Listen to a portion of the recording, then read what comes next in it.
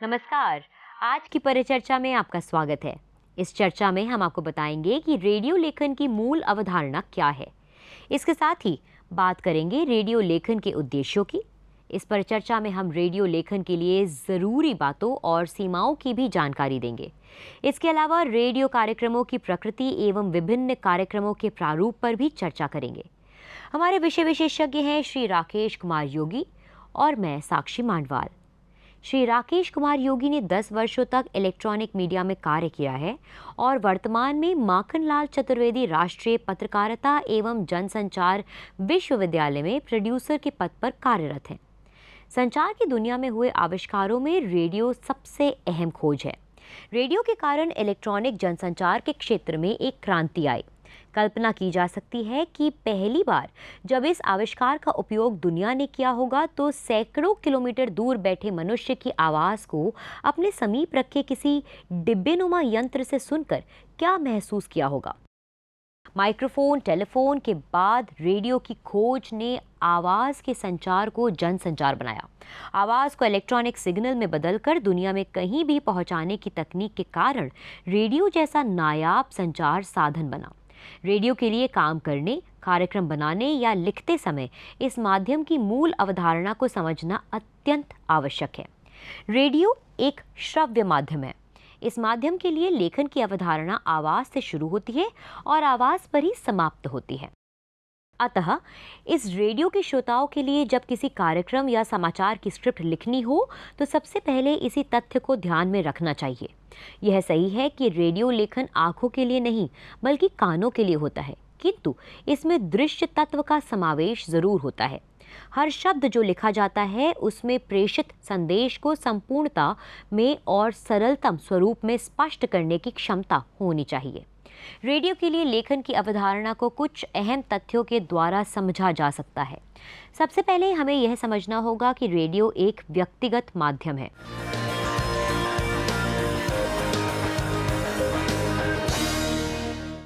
यदि आप मुद्रित माध्यम प्रिंट मीडियम से सूचनाएं प्राप्त करते हैं या मनोरंजन के लिए इस माध्यम का इस्तेमाल करते हैं तो समाचार पत्र, पत्रिकाएं अथवा पुस्तकें पढ़ते हैं।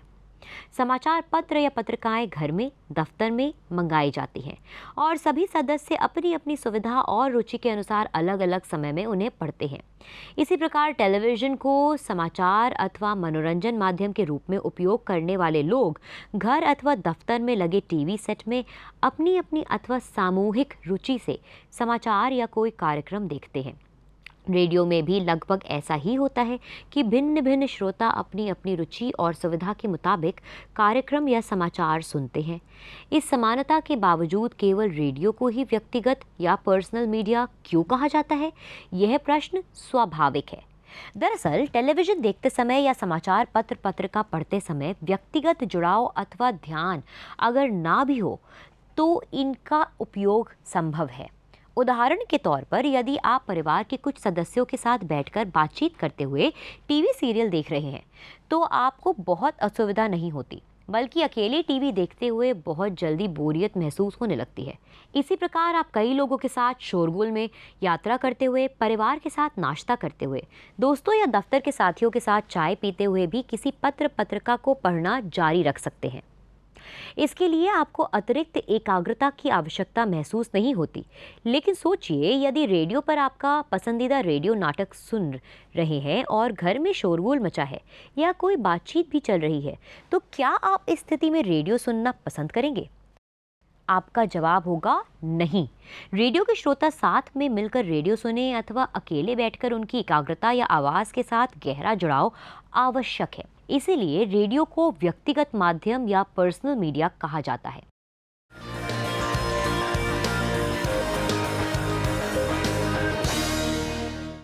रेडियो सेट की पोर्टेबिलिटी भी इसको व्यक्तिगत माध्यम बनाने में सहयोग करती है।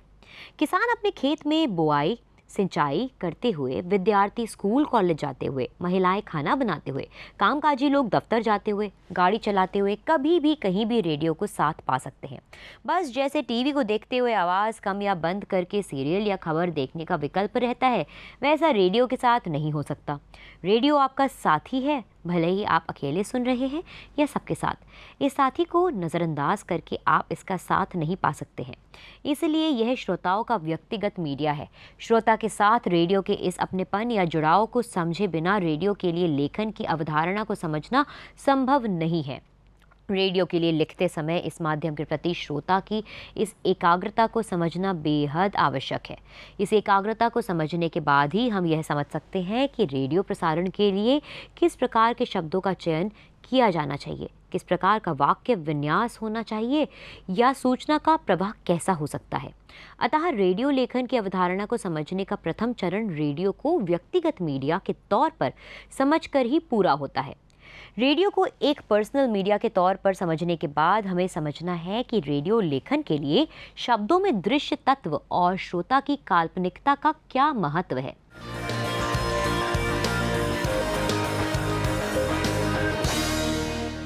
रेडियो एक ऐसा संचार माध्यम है जो एक इलेक्ट्रॉनिक उपकरण या मशीन के रूप में दिखाई देता है, किंतु इस उपकरण में कुछ दिखाई नहीं देता। सामान्य रूप में इस बात को इतना कहकर समाप्त किया जा सकता था कि रेडियो एक श्रव्य माध्यम है, इसमें दृश्य दिखाई नहीं देते हैं। रेडियो लेखन की अवधारणा को समझने के लिए यह सामान्य विश्लेषण पर्याप्त नहीं है। रेडियो में आवाज़ सुनाई देती है, लेकिन टेलीविज़न में आवाज़ के साथ दृश्य भी दिखाई देते हैं। इसीलिए टेलीविज़न से संप्रेषण तकनीकी रूप से अधिक प्रभावी हो जाता है। यहाँ तकनीकी रूप से शब्द का प्रयोग इसलिए किया गया है क्योंकि आभासी स्वरूप में दृश्य या चित्र रेडियो प्रसारण में भी मौजूद रहते हैं। रेडियो में दूरदर्शन या टेलीविज़न के स्थान पर शब्द चित्र अथवा वर्ड विजन उपस्थित होता है। शब्द अपने निहित अर्थ को चित्र रूप में श्रोता के दिमाग में अंकित कर पाने का सामर्थ्य रखते हैं। बस उनका सही प्रयोग, संतुलन तथा प्रवाह आवश्यक होता है। उदाहरण के तौर पर रेडियो पर क्रिकेट कमेंट्री को अक्सर प्रस्तुतकर्ता द्वारा मैच का आंखों देखा हाल कहते हुए सुना जा सकता है। यह आंखों देखा हाल सुनाने के लिए शब्दों की कारीगरी या बाजीगरी की आवश्यकता होती है। यह बाजीगरी रेडियो लेखन के लिए महत्वपूर्ण है, लेकिन रेडियो लेखन की अवधारणा के इस बिंदु को समझने के लिए सिर्फ शब्दों के जरिए चित्र पैदा करने का यह हुनर ही पर्याप्त नहीं है। दरअसल शब्दों के जरिए श्रोता के जहन में चित्र बनाने के लिए एक और तत्व को समझना आवश्यक है। उदाहरण के लिए एक ऐसा श्रोता क्रिकेट मैच सुन रहा है जिसने कभी क्रिकेट के बारे में नहीं सुना या खेल खेला भी या कभी देखा भी नहीं।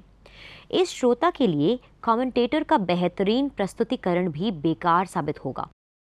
अतः रेडियो लेखन के लिए शब्द चित्र की इस अवधारणा को समझते समय हमें श्रोता की काल्पनिकता के तत्व को भी समझना होगा।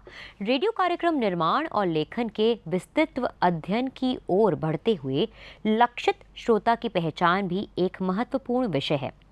जिस प्रकार के श्रोता की रुचि और उपयोग के लिए कार्यक्रम अथवा समाचार प्रसारित किया जा रहा है, उसकी काल्पनिकता की क्षमता और सीमाओं को समझने के बाद ही शब्दों के माध्यम से चित्र उकेरने के उद्देश्य में सफलता प्राप्त हो सकती है। उदाहरण के तौर पर यदि आप किसानों के लिए प्रसारित होने वाले कार्यक्रम के लिए स्क्रिप्ट लिख रहे हैं, तो आपको किसान की काल्पनिकता को ध्यान में रखना होगा।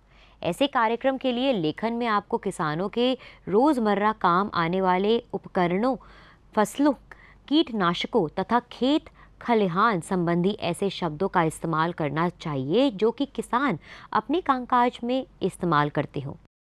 रेडियो लेखन में चित्रात्मकता या दृश्यात्मकता। रेडियो लेखन में चित्रात्मकता या दृश्यात्मकता को समाहित करने के लिए आवश्यक है कि आपका श्रोता आपके लिखे गए शब्दों से पहले से परिचित हो, ताकि शब्द के साथ ही उसकी काल्पनिकता का घोड़ा भी कदम ताल करते हुए अर्थ की मंजिल तक पहुंच सके। जैसे गृहिणियों के लिए मनोरंजन कार्यक्रम करते हुए आप साहित्यिक शब्दों के प्रयोग से भावनाओं को समझाने का प्रयास करेंगे तो यह निरर्थक ही होगा। इसके स्थान पर आप घरेलू महिलाओं की बातचीत के अंदाज को अपने शब्दों में पिरोएंगे तो आपके लक्षित श्रोता आपसे अधिक स्वाभाविकता और अपनेपन के साथ जुड़ेंगे। इसलिए निष्कर्ष रूप में यह कहा जा सकता है कि रेडियो समाचार या रेडियो कार्यक्रम के लिए लेखन की अवधारणा का महत्वपूर्ण पक्ष शब्दों की दृश्यात्मकता और श्रोता की काल्पनिकता का सामंजस्य स्थापित करना है। अब हम बात करेंगे कि रेडियो लेखन के उद्देश्य क्या हैं।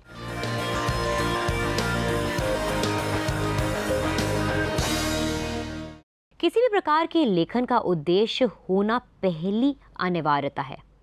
रेडियो लेखन एक सर्वाधिक प्रभावी जनसंचार माध्यम के लिए किया जाने वाला लेखन है, इसलिए उद्देश्यपरकता की यह अनिवार्यता और अधिक गंभीर हो जाती है। रेडियो प्रसारण के मूल उद्देश्य से रेडियो लेखन के उद्देश्य निश्चित रूप से अंतर संबंधित होते हैं। रेडियो प्रसारण की शुरुआत संचार के क्षेत्र में एक बड़ी उपलब्धि थी। आज के समृद्ध संचार युग में यह कल्पना करना शायद थोड़ा मुश्किल होगा कि जब एक व्यक्ति की आवाज़ उससे दूर किसी अन्य स्थान पर बैठे लोगों ने बिना किसी तार के केवल डिब्बेनुमा यंत्र के द्वारा सुनी होगी, तो कैसा रोमांच महसूस किया होगा। रेडियो से आवाज़ के प्रसारण की यह यात्रा 1906 से प्रारंभ होकर आज 100 साल से अधिक का रास्ता तय कर चुकी है। हमारे देश में ब्रिटिश राज के समय 1923 में रेडियो प्रसारण शुरू हुआ और स्वतंत्रता प्राप्ति के तक काफ़ी विकसित भी हो चुका था।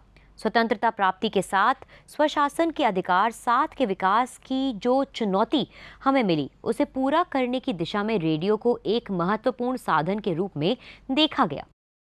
रेडियो की समाज एवं राष्ट्र की उन्नति में इसी भूमिका को ध्यान में रखते हुए इसे जन सेवा प्रसारण पब्लिक सर्विस ब्रॉडकास्ट का स्वरूप भी दिया गया। रेडियो प्रसारण के उद्देश्यों में प्रमुख रूप से सूचना, शिक्षा और मनोरंजन है। इन उद्देश्यों की प्राप्ति के माध्यम से ही देश के विकास का व्यापक और बृहत लक्ष्य प्राप्त करने की योजना बनाई गई। समाज में सही सूचनाओं का संचार तथा महत्वपूर्ण विषयों की शिक्षा को विकास की प्रथम सीढ़ी कहा जा सकता है। यह सब एक बोझिल संचार की तरह संचरित करने का प्रयास किया जाए तो श्रोता का जुड़ाव संभव नहीं होगा और प्रसारण का कर्तव्य तो पूरा हो जाएगा, लेकिन उसका लक्ष्य प्राप्त नहीं होगा। अतः इसी बात को ध्यान में रखते हुए रेडियो प्रसारण के उद्देश्यों में सूचना और शिक्षा के साथ साथ मनोरंजन को भी जोड़ा गया। श्रोता तक उपयोगी जानकारी पहुंचाने के लिए सबसे पहले श्रोता को माध्यम तक लाना जरूरी है और यह मनोरंजन के कार्यक्रमों के द्वारा ही संभव है। रेडियो लेखन के उद्देश्य भी मोटे तौर रेडियो प्रसारण के व्यापक उद्देश्य से भिन्न नहीं हो सकते। इन उद्देश्यों में सबसे पहला उद्देश्य है सूचनाओं का सरल संप्रेषण। रेडियो प्रसारण के उद्देश्यों में सबसे प्रमुख सूचनाओं का व्यापक पैमाने पर संचार करना है। सूचनाओं के संप्रेषण के द्वारा जनहित के विषयों की जानकारी श्रोताओं तक पहुंचती है। ये सूचनाएं देश के प्रथम से लेकर अंतिम व्यक्ति तक अर्थात शिक्षित संपन्न लोगों से लेकर तमाम सुविधाओं, शिक्षा और बुनियादी ढांचे तक से वंचित लोगों तक पहुंचती है। इसलिए रेडियो प्रसारण के व्यापक और प्राथमिक उद्देश्य की प्राप्ति के लिए आवश्यक है रेडियो लेखन में इस बात का ध्यान रखा जाए कि सूचनाएं सरल तथा रोचक तरीके से संप्रेषित की जाएं। उदाहरण के लिए किसी रेडियो कार्यक्रम में आप उपभोक्ता अधिकारों के बारे में अपने श्रोताओं को अहम सूचनाएं देना चाहते हैं। यदि यह सूचनाएं एक बोझिल भाषण या एक के बाद एक किसी घोषणा के रूप में प्रेषित की जाएंगी, तो श्रोता कुछ ही सेकंड्स में इस कार्यक्रम से दूर हो जाएंगे। ऐसे कार्यक्रमों को परिचर्चा संवाद के रूप में प्रस्तुत किया जाता है, जिनमें रोचक वार्तालाप के साथ साथ मनोरंजन के लिए गीत संगीत को भी शामिल किया जाता है। रेडियो लेखन का उद्देश्य यही है कि ऐसे कार्यक्रमों के लिए रुचिकर शैली में सूचनाओं को पिरोकर स्क्रिप्ट तैयार हो सके। श्रोताओं को शिक्षित करना। सूचना संप्रेषण के बाद रेडियो प्रसारण के उद्देश्यों में श्रोताओं को शिक्षित करना भी एक अहम उद्देश्य है। इसीलिए रेडियो लेखन का एक बड़ा मकसद है कक्षा के बिना शिक्षा का प्रसार करना। रेडियो प्रसारण के प्राथमिक उद्देश्यों में शिक्षा भी शामिल है। भारत जैसे विशाल देश में स्वतंत्रता प्राप्ति के पश्चात शिक्षा सरकार के लिए एक बड़ी चुनौती रही है। एक ऐसे देश में जहां सामंती शासन, विदेशी आक्रमणों और उपनिवेशवाद का इतिहास रहा हो, उसमें सामान्य जन के विकास के अवसर सबसे कम रहे हैं। शिक्षा सबके लिए सहज सुलभ नहीं रही थी। इसलिए जब देश ब्रिटिश शासन से मुक्त होकर स्वतंत्र लोकतंत्र की राह पर चलने लगा, तो सबके लिए शिक्षा शासन की प्रमुख प्राथमिकताओं में शामिल हो गई। विभिन्नताओं वाले एक विशाल आबादी के देश में सिर्फ शिक्षा संस्थानों के द्वारा इस उद्देश्य को प्राप्त करना संभव नजर नहीं आता था। अतः रेडियो और टेलीविजन प्रसारण के उद्देश्यों में भी शिक्षा को प्रमुखता से सम्मिलित किया गया। मनोरंजन कार्यक्रमों की स्क्रिप्ट का स्वस्थ और उद्देश्यपूर्ण होना। विभिन्न कार्यक्रमों के द्वारा रेडियो के श्रोताओं को विभिन्न विषयों की शिक्षा दी जाती है। सूचना और शिक्षा के साथ साथ रेडियो प्रसारण के द्वारा मनोरंजन का उद्देश्य भी अहम है। रेडियो सबसे व्यापक पहुंच वाला माध्यम है और हमारे देश में इसको जन सेवा प्रसारण के रूप में स्थापित करने का प्रयास किया गया है। अतः इसके माध्यम से होने वाला मनोरंजन भी उद्देश्यपूर्ण होता है। मनोरंजन कार्यक्रमों की स्क्रिप्ट का स्वस्थ और उद्देश्यपूर्ण होना भी रेडियो लेखन के उद्देश्यों में शामिल है। दरअसल लोगों को खुश करने और आनंद देने के क्रम में अक्सर संवाद और शब्दों में हल्कापन आ जाता है, जो रेडियो लेखन के लिए एक बड़ी चुनौती है। रेडियो के मनोरंजन कार्यक्रमों के लिए लिखते समय इस उद्देश्य को मस्तिष्क में रखना ज़रूरी है कि मनोरंजन स्वस्थ और सादगीपूर्ण होना चाहिए। रेडियो का प्रसारण व्यापक क्षेत्र के लिए होता है, लेकिन उसका श्रोता उसको एक निजी माध्यम की तरह सुनता है। इसलिए रेडियो लेखन का मकसद सबके लिए प्रसारित हो रहे कार्यक्रम को हर एक के लिए आनंददायक बनाना है। जैसे एक संगीत के कार्यक्रम की स्क्रिप्ट लिखते समय तमाम तरह के लक्षित श्रोताओं की पसंद के गीत और जानकारियां शामिल करने के साथ साथ यह ध्यान रखना ज़रूरी है कि प्रस्तुतकर्ता की बातें सबके लिए मज़ेदार होनी चाहिए। स्वस्थ मनोरंजन से आशय है कि किसी भी कार्यक्रम के लिए लेखन करते समय समाज के तय मानकों के भीतर की भाषा का प्रयोग करना चाहिए। इसलिए जनहित प्रसारण की प्रथम शर्त का मनोरंजन के कार्यक्रमों में भी मोटे रूप में पालन आवश्यक है। रेडियो के मनोरंजन कार्यक्रमों का उद्देश्य मनोरंजन के साथ साथ पारंपरिक संगीत, लोक संगीत, लोक कला और लोक कलाकारों को प्रोत्साहन करना भी है। इसलिए मनोरंजन कार्यक्रमों के लिए लिखते समय भाषा, जानकारी और मौज मस्ती का संतुलन एक महत्वपूर्ण उद्देश्य है।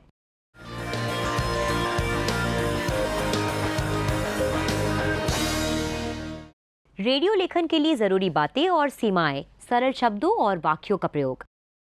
अगर हम अखबार की बात करें तो अखबार में हर चीज़ लिखी ही होती है और आप जब चाहें उसे खोलकर पढ़ सकते हैं, लेकिन रेडियो में ऐसा नहीं होता। रेडियो पर कार्यक्रम सुन सकते हैं और कार्यक्रमों का दोबारा प्रसारण भी रेडियो पर बहुत कम होता है। कार्यक्रम के दौरान इतनी बातें कही गई होती हैं कि हर बात को याद रख पाना मुमकिन नहीं होता। इसलिए स्क्रिप्ट लिखते वक्त इस बात का ध्यान रखना चाहिए कि आसान और सरल शब्दों का प्रयोग किया जाए। साथ ही छोटे छोटे वाक्य निर्माण पर ज़्यादा ध्यान देना चाहिए। इसके साथ ही इस बात पर भी ध्यान देना ज़रूरी है कि रेडियो में समय की पाबंदी होती है। आम बोलचाल की भाषा एवं वार्तालाप फॉर्मेट का प्रयोग। रेडियो के लिए लिखते समय आम बोलचाल की भाषा एवं वार्तालाप फॉर्मेट का प्रयोग किया जाए। यदि हम अखबार की बात करें तो हम किसी एक जगह पर बैठकर उसमें लिखी हुई सारी बातों को पढ़ लेते हैं और फिर अपनी दैनिक क्रिया में लग जाते हैं।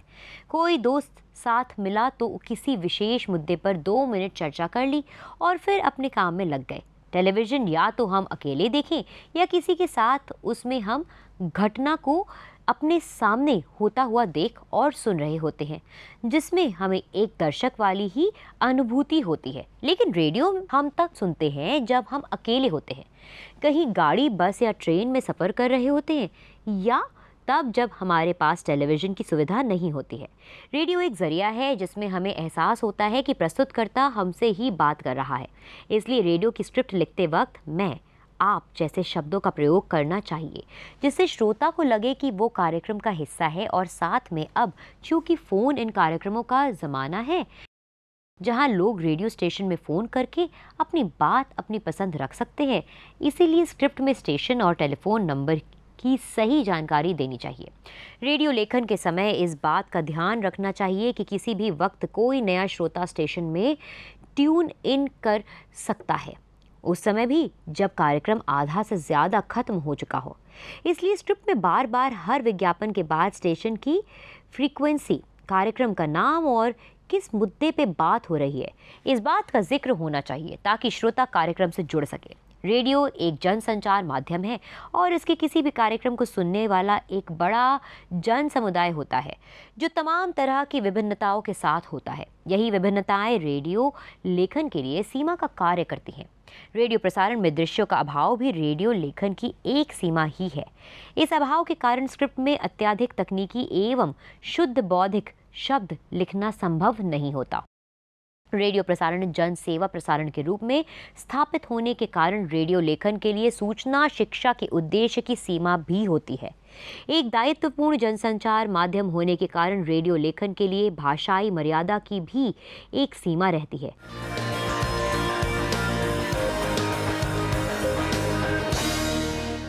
अब हम बात करते हैं रेडियो कार्यक्रमों की। रेडियो कार्यक्रमों की मुख्यतः दो प्रकार हैं। पहला बोले जाने वाले शब्द पर आधारित और दूसरा संगीत संबंधित कार्यक्रम।